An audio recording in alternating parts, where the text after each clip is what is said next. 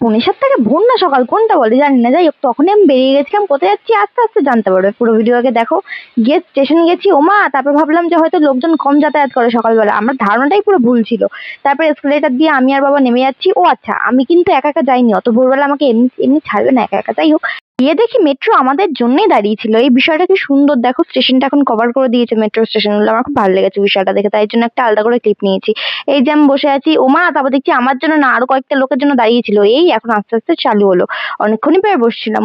ও এতক্ষণ তো বলিনি কোথায় যাচ্ছি, এখন ফিরে আসছি। যদিও বা গেছিলাম হচ্ছে এক্সাম দিতে, এন্ট্রান্সের এক্সাম কলেজের।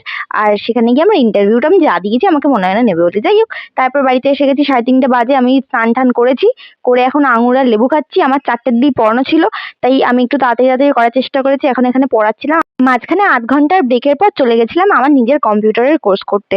তারপর আবার আস্তে আস্তে টুকটুক করতে করতে বাড়ি ফিরেছি। এসে দেখি আইসক্রিম রাখা আছে ফ্রিজে, আমার জন্য আনা হয়েছিল এই দুটো আইসক্রিম। আমি যদিও বা কোকোনাটটা খুব একটা ভালো খাই না, তাও ঠিক আছে, ওইটুকুনি খেয়ে কি আর পেট মানে, তাই জন্য এই ক্রিম রোলটা আবার খাচ্ছিলাম।